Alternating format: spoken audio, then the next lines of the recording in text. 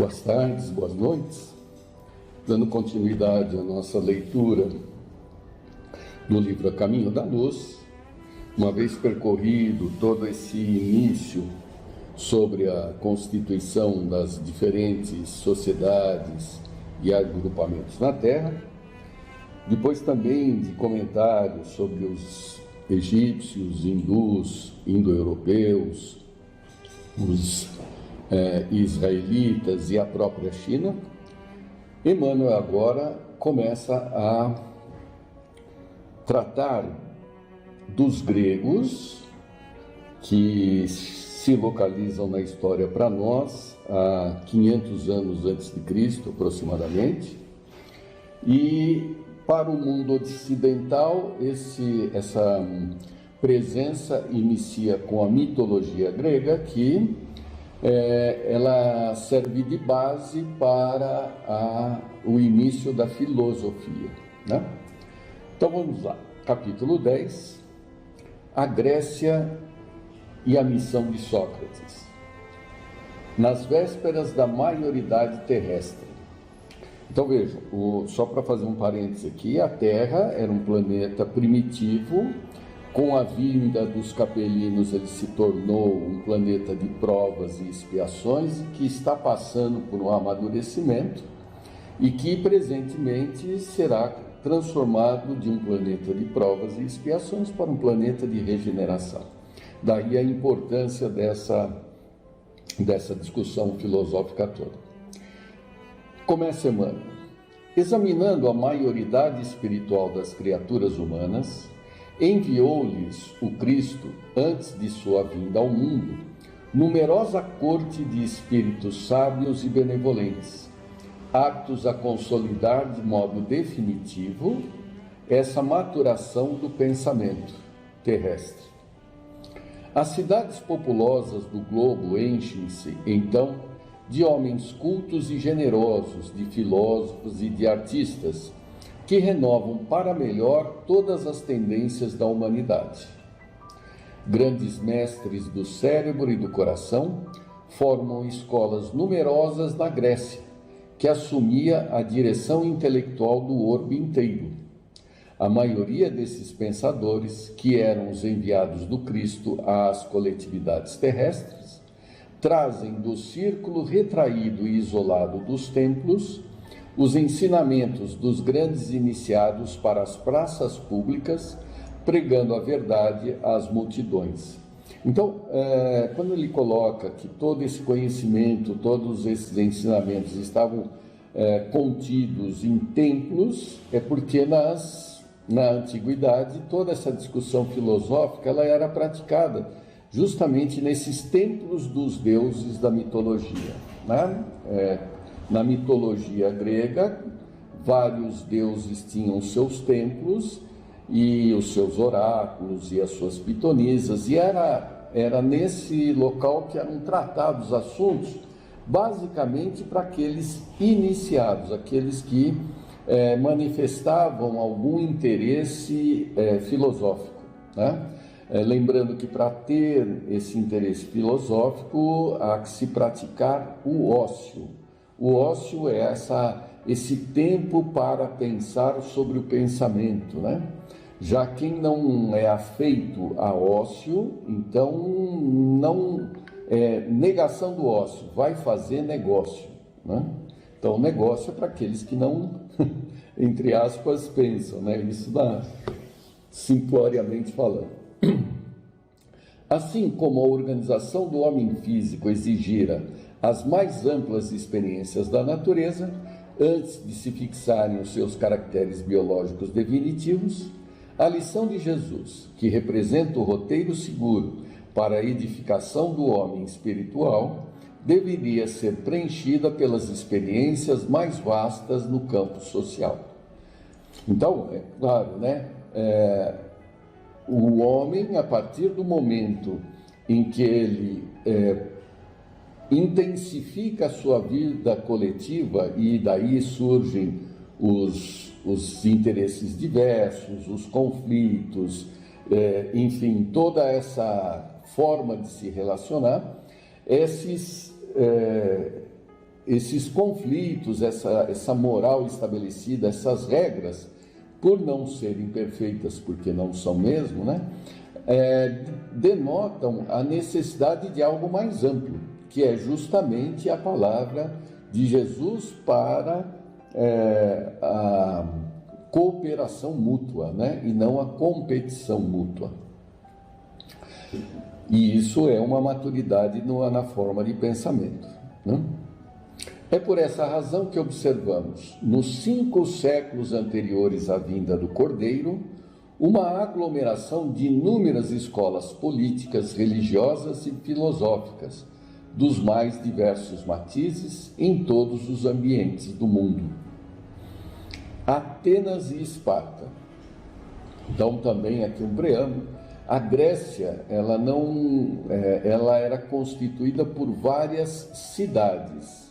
Só que a Grécia não era a visão que nós temos hoje de um país, né? Eram cidades, cada cidade tinha uma autonomia muito grande, uma forma de se governar, e não se reportava a um governo central grego, né? Cada cidade era uma cidade-estado, e existiam várias cidades, mas se destacam aqui duas, né?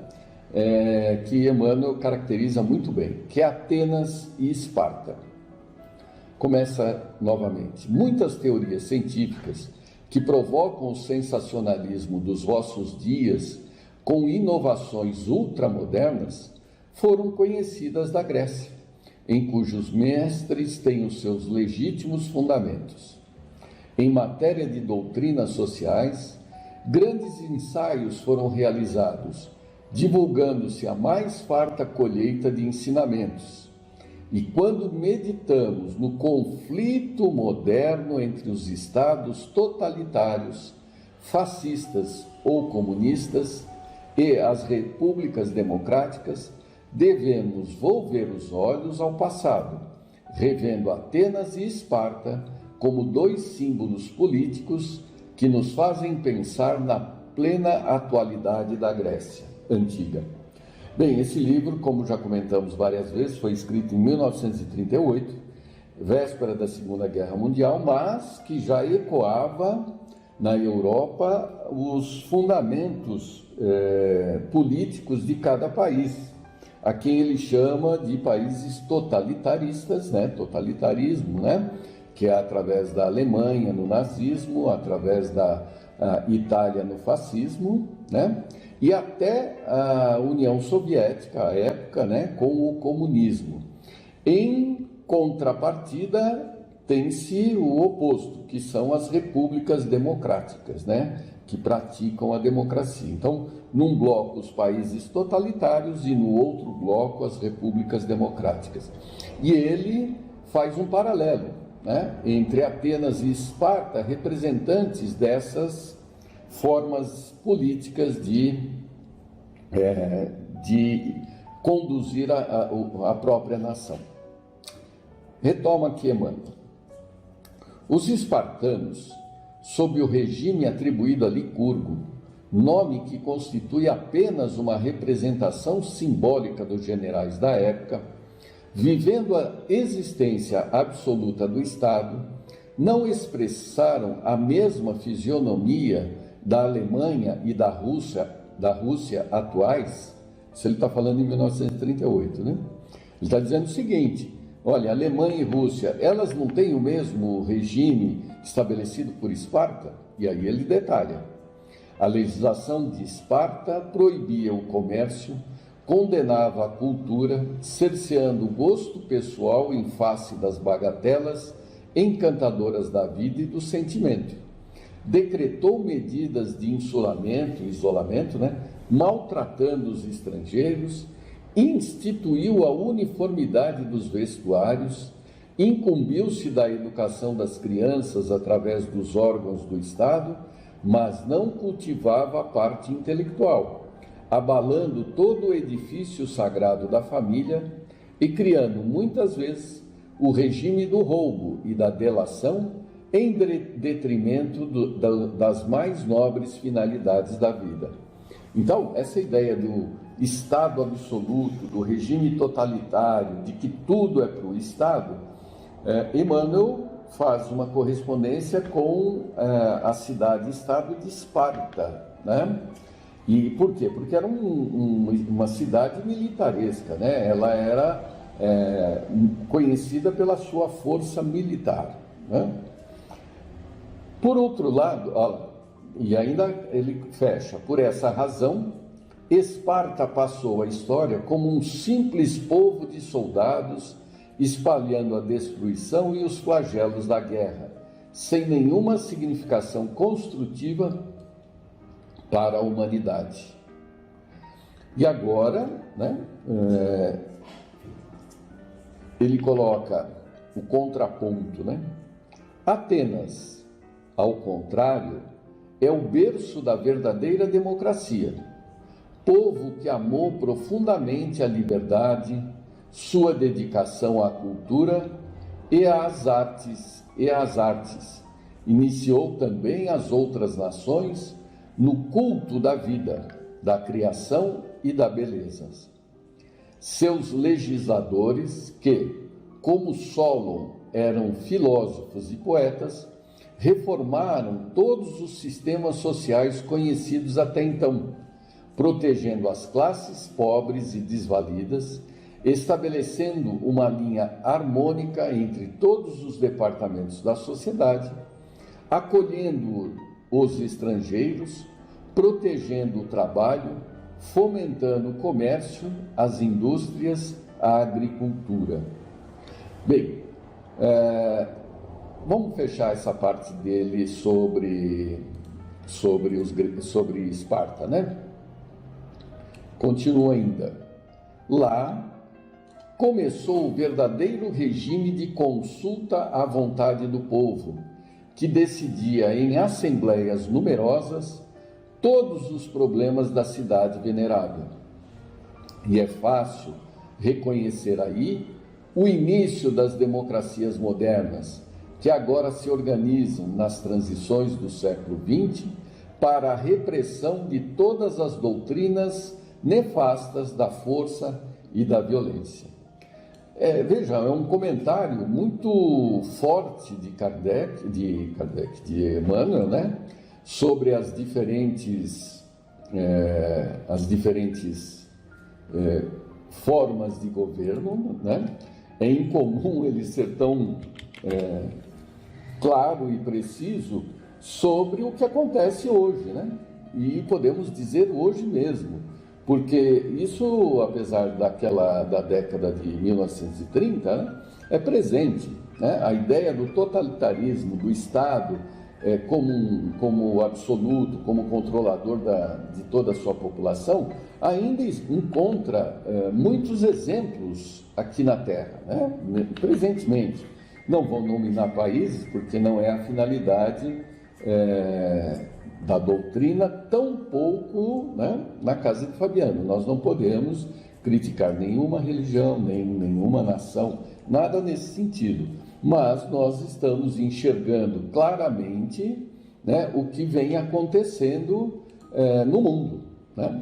Essas guerras, o porquê das guerras, todas essas formas de imposição, né, elas são vícios coletivos que tendem a ser substituídos pela vontade do povo, né, a vontade da maioria. É claro que a democracia tem muitos dos seus problemas e há várias formas de aplicá-la, né? Ela não é o ideal, mas é a melhor coisa que se tem hoje, né? É a melhor forma de envolver as pessoas para uma determinada finalidade social é através da democracia. Então, algo que nós ainda temos que viver, enfrentamos isso até num condomínio, né? Temos dificuldades até de participarmos democraticamente como representantes da democracia num prédio, né? Mas é o futuro, né? É o futuro em que temos que aprender a ouvir e respeitar a opinião dos outros, né? e qual é o interesse da maioria que deve ser seguido, ainda que a gente não concorde, né? Isso tudo faz parte do nosso processo evolutivo. Agora, bobagem, é ilusão imaginarmos que um Estado totalitário, um Estado absoluto, né, possa suprir e resolver todos os problemas que são nossos, né? O Estado ele tem que manter os pilares da nação, né? Agora, o dia a dia nós é que temos que resolver. Muito bem, então continuando. Experiências necessárias. Semelhantes experiências no campo sociológico foram incentivadas e acompanhadas de perto pelos prepostos de Jesus, respeitadas as grandes leis da liberdade individual e coletiva. O mundo precisava conhecer a boa e a má semente nas grandes transformações da sua existência. A exemplificação do Cristo necessitava de elevada compreensão no seio da cultura e da experiência de todos os séculos transcorridos, e sem embargo das lutas renovadoras que a antecederam no orbe, há 2 milênios que o Evangelho do Mestre espera a floração do perfeito entendimento dos homens. Então, Jesus, quando encarnou, foi no momento preciso, foi no momento exato, foi no momento em que a sociedade vivia exatamente, a sociedade como conhecemos, né? Exatamente dentro de um mundo totalitarista, que era Roma. Roma também era totalitária, né? Roma é o Império Romano, né? Ele era um império militaresco também, militar, não era nem militar, era militar mesmo, e escravizava os povos que eram seus vizinhos, todos aqueles que manifestassem algum tipo de interesse para Roma eram invadidos e convertidos em escravos, né? Ainda que de forma indireta, alguns, né? Mas, por exemplo, os judeus eram escravos, né? De Roma, tanto quanto foram escravos dos egípcios, né? Então, todos esses conflitos sociais, não se demonstrava nenhum tipo de sistema à época que pudesse conciliar, resolver. Então, Jesus vem justamente com a sua palavra, com o Evangelho, apresentar para um romano que achava que ser digno era conquistar, ser um bom soldado, impor a sua bandeira sobre os outros, vem mostrar que todos somos irmãos, né? E que a gente deve se acertar com o inimigo, com o adversário, oferecer a outra face e não eliminá-lo, né? O sangue não elimina o inimigo, né? Ao contrário, mantém o ódio. Então Jesus vem trazer essa mensagem que atendia aos anseios daquele grupo, né? Não de todos, mas de uma boa parte. Existem até filmes hoje que demonstram esse dia a dia daquela época, o quanto era difícil, né? Eu não me lembro agora exatamente, posso até procurar. Tem um filme de um soldado romano que é destacado para ir atrás dos apóstolos, dos discípulos e apóstolos, e ele acaba conhecendo Jesus já desencarnado, junto ao grupo, né? E ele entra num conflito muito grande em ser um emissário do governador e, por outro lado, ter que prender aquelas pessoas, né? E o que ele almejava, mesmo como soldado, era que uma coisa que o incomodava é que todo dia alguém morria. Por quê? Porque era um estado militar. Todo dia alguém era morto. Ele presenciava isso, via isso, né? E ele buscava um dia em que não houvesse morte. E não numa peregrinação que ele fez com os apóstolos, visitado por Jesus, acompanhado por Jesus no filme, inclusive, né? Jesus põe a mão no ombro dele num diálogo e fala assim: hoje não houve nenhuma morte, né? Ou seja, o mundo pode ser diferente desse que nós estamos vivenciando aqui, né? E a partir daí ele se converte ao cristianismo e larga o exército romano.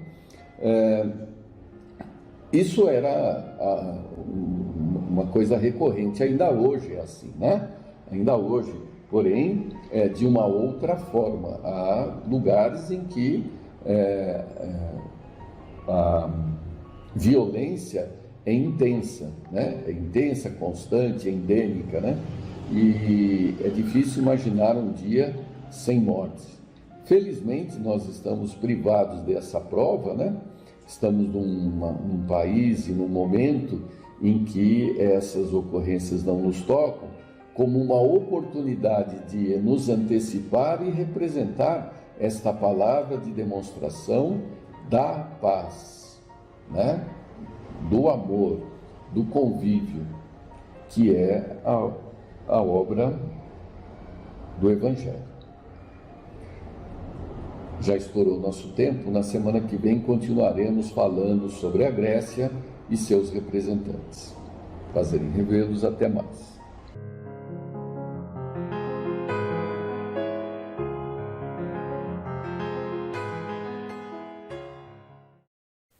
Que a paz de Jesus possa estar junto ao coração de cada um. Do Evangelho segundo o Espiritismo, por Allan Kardec, capítulo 10. Bem-aventurados os misericordiosos. Item 5. Reconciliar-se com os adversários. Concerta-te sem demora com o teu adversário enquanto estás a caminho com ele, para que não suceda que ele te entregue ao juiz e que o juiz te entregue ao seu ministro, e sejas mandado para a cadeia. Em verdade, te digo que não sairás de lá enquanto não pagares o último ceitil. Mateus, capítulo 5, versículos 25, 26. Há na prática do perdão e na prática do bem em geral, além de um efeito moral, um efeito também material. A morte, como se sabe, não nos livra dos nossos inimigos. Os espíritos vingativos perseguem sempre com o seu ódio, além da sepultura, aqueles que ainda são objeto do seu rancor. Daí, ser falso quando aplicado ao homem o provérbio, abre aspas, morto o cão, acaba a raiva, fecha aspas. O espírito mau espera que aquele a quem quer mal esteja encerrado em seu corpo e assim menos livre, para mais facilmente o atormentar, atingindo-o nos seus interesses ou nas suas mais caras afeições. É necessário ver nesse fato a causa da maioria dos casos de obsessão, sobretudo daqueles que apresentam certa gravidade, como a subjugação e a possessão. O obsedado e o possesso são, pois, quase sempre vítimas de uma vingança anterior, a que provavelmente deram motivo por sua conduta. Deus permite a situação atual para os punir do mal que fizeram, ou, se não o fizeram, por haverem faltado com a indulgência e a caridade, deixando de perdoar. Importa, pois, com vistas à tranquilidade futura, reparar o mais cedo possível os males que se tenha praticado em relação ao próximo e perdoar aos inimigos para assim se extinguirem antes da morte todos os motivos de desavença, toda a causa profunda de animosidade posterior. Dessa maneira, se pode fazer de um inimigo encarnado nesse mundo um amigo no outro, ou, pelo menos, ficar com a boa causa. E Deus não deixa ao sabor da vingança aquele que soube perdoar. Quando Jesus recomenda que nos reconciliemos o mais cedo possível com o nosso adversário, não quer apenas evitar as discórdias da vida presente, mas também evitar que elas se perpetuem nas existências futuras. Não sairás de lá, disse ele, enquanto não pagares o último ceitil, ou seja, até que a justiça divina não esteja completamente satisfeita. Nesse trechinho fica claro a importância do perdão para nós, que com certeza precisamos, e do perdão que podemos ofertar àqueles irmãos que por alguma situação vieram a nos ofender. Então, é o que Jesus nos pede e exorta na frase bem-aventurados os misericordiosos, perdoai para que Deus vos perdoe. Vamos um pouquinho mais para frente na instrução dos Espíritos, no item 15. Uma mensagem aqui, Paulo, apóstolo, dada em Lyon, 1861, que diz: perdoar aos inimigos é pedir perdão para si mesmo. Perdoar aos amigos é dar prova de amizade. Perdoar as ofensas é mostrar que se melhora. Perdoai, pois, meus amigos, para que Deus vos perdoe. Porque se fordes duros, exigentes, inflexíveis, se guardardes até mesmo uma ligeira ofensa, como quereis que Deus esqueça que todos os dias tendes grande necessidade de indulgência?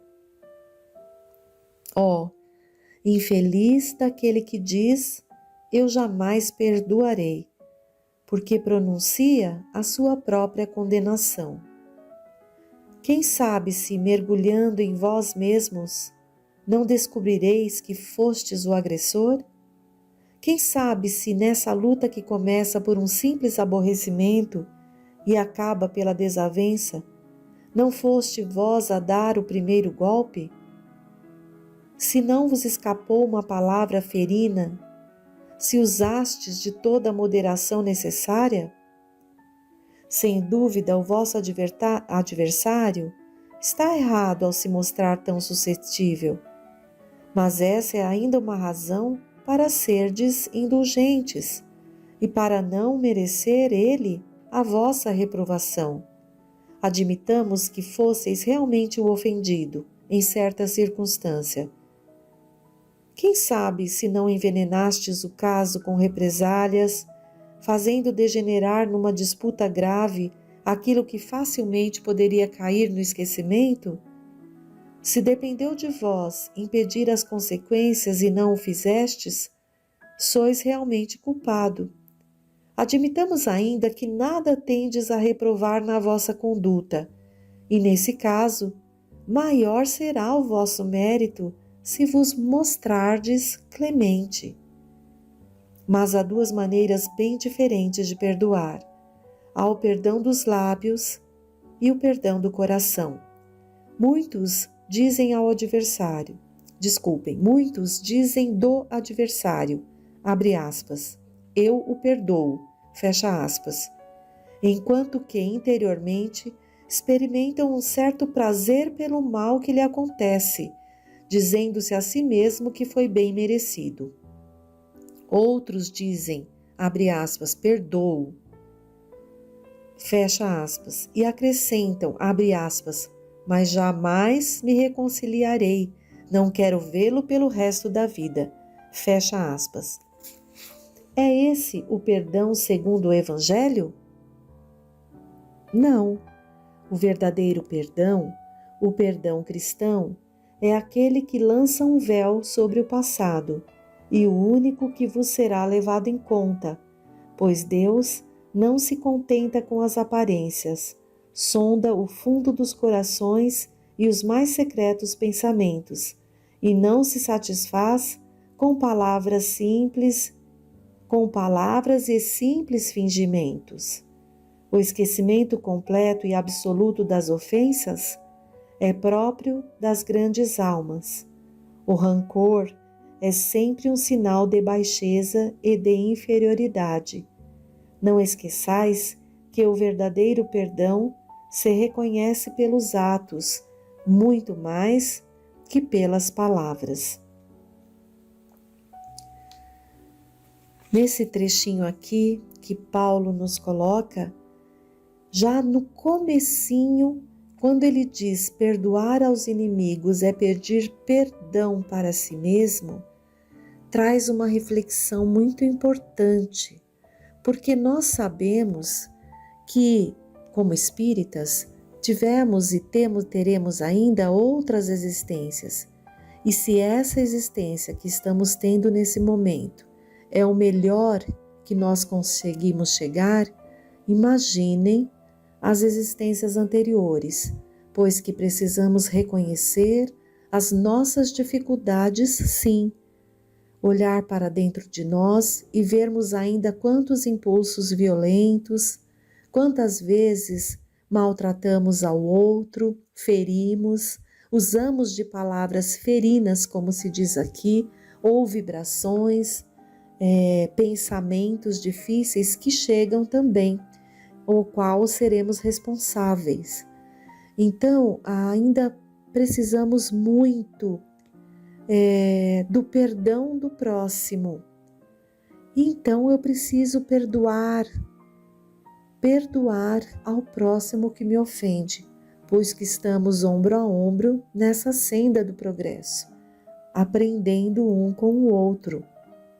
E mesmo que, como diz aqui o apóstolo Paulo, eu tenha sido ofendida sem a menor culpa, em situação nenhuma, nem sequer no pensamento, se eu usar de clemência, estarei evoluindo, estarei compreendendo as lições do Cristo, quando diz que precisamos perdoar, não só 7 vezes, mas 70 vezes 7 vezes, que precisamos ser indulgentes, como nos diz aqui o próximo item, o Espírito José, um espírito protetor em Bordeaux, 1863. Vamos ver.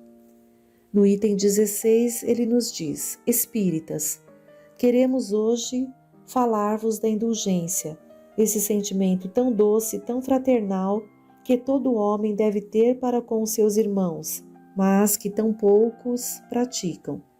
A indulgência não vê os defeitos alheios e, se os vê, evita comentá-los e divulgá-los. Oculta-os, pelo contrário, evitando que se propaguem, e se a malevolência os descobre, tem sempre uma desculpa à mão para os disfarçar, mas uma desculpa plausível, séria, e não daquelas que, fingindo atenuar a falta, a fazem ressaltar com pérfida astúcia. A indulgência jamais se preocupa com os maus atos alheios, a menos que seja para prestar um serviço, mas ainda assim, com o cuidado de os atenuar tanto quanto possível. Não faz observações chocantes, nem traz censuras nos lábios, mas apenas conselhos quase sempre velados. Quando criticais, que dedução se deve tirar das vossas palavras? A de que vós que censurais, não praticastes o que condenais e valeis mais do que o culpado. Ó homens, quando passareis a julgar os vossos próprios corações, os vossos próprios pensamentos e os vossos próprios atos, sem vos ocupardes que fazem os vossos irmãos? Quando fitareis os vossos olhos severos somente sobre vós mesmos? Sede, pois, severos convosco e indulgentes para com os outros. Pensai naquele que julga em última instância, que vê os segredos, os secretos pensamentos de cada coração, e que, em consequência, desculpa frequentemente as faltas que condenais ou condena as que desculpais, porque conhece o móvel de todas as ações. Pensai que vós, que clamai tão alto, anátema, talvez tenhais cometido faltas mais graves. Sede indulgentes, meus amigos, porque a indulgência acalma, corrige, enquanto o rigor desalenta, afasta e irrita. Essas palavras de José, espírito protetor, dada em Bordeaux, 1863, vem nos trazer ali, nos esclarecer o quanto precisamos usar da indulgência, não ficar destacando o erro do próximo, a dificuldade do próximo, porque precisamos muito dessa indulgência. É muito difícil quando alguém nos aponta o dedo, aponta os erros, as falhas, é rigoroso conosco. Então, como nós, que não gostamos de sermos tratados assim, podemos tratar o outro dessa forma? Então, que Deus Pai e Jesus, principalmente através dessas lições do Novo Testamento no Evangelho, à luz do Espiritismo, por esses irmãos maiores, como o apóstolo Paulo e esse Espírito, José, possam nos fazer refletir e observar a nossa conduta, observar o nosso pensamento que também julga, condena e não perdoa, observar as nossas palavras e as nossas ações. E assim, iremos buscando essa reforma íntima de que tanto precisamos para buscar ali a evolução. Do livro Alerta, de Divaldo Pereira Franco, pelo espírito Joana de Ângeles, o capítulo 1 se refere ao seguinte tema: o perdão das ofensas. Vamos ver juntos. O teu agressor, talvez noutra circunstância, levantará a voz em tua defesa. O teu adversário, possivelmente em situação diferente, será o amigo que te distenderá a mão em socorro. O teu caluniador, quiçá em posição diversa, virá em teu auxílio. O teu inimigo, certamente, passada a injunção de agora, ser-te-á devotado benfeitor. O teu acusador, superado o transe que o amargura, far-se-á o companheiro gentil da tua jornada. Perdoa-os, portanto, hoje que se voltaram contra a tua pessoa, levantando dificuldades no caminho pelo qual avanças. Perdoa as suas ofensas sem impores quaisquer condições, sequer aclarando incompreensões e dirimindo equívocos. O perdão deve assentar-se no esquecimento da ofensa, no repúdio total ao mal sem exigências. Não sabes como se encontra aquele que se ergue para ferir-te, acusar-te. Ignoras como vive intimamente quem se fez inimigo revel. Desconheces a trama em que tombou o companheiro, a ponto de voltar-se contra ti. Ainda não experimentaste a dolorosa aflição que padece o outro, o que está contrário a ti e te flecha com petardos venenosos, amargurando-te as horas. É certo que nada justifica a atitude inimiga, a posição agressiva, a situação adversária.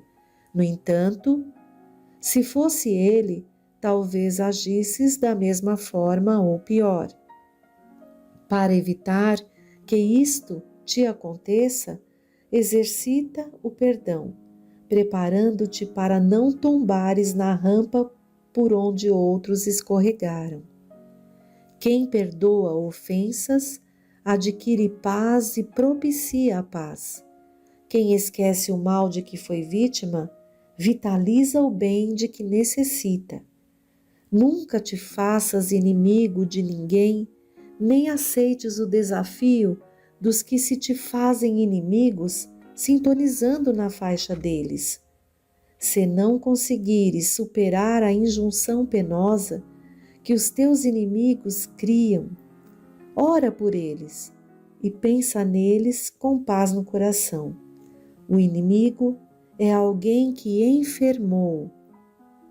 Recorda de Jesus que, mesmo vítima indébita, perdoando, rogou ao Pai que a todos perdoasse, porque eles não sabiam o que estavam a fazer. Queridos irmãos, então, com essas lições tão necessárias sobre a prática do perdão, finalizando aqui a nossa reflexão, vamos procurar exercitar, refletir sobre essas palavras ditas no Evangelho, ditas pelo Espírito de Joana de Ângeles,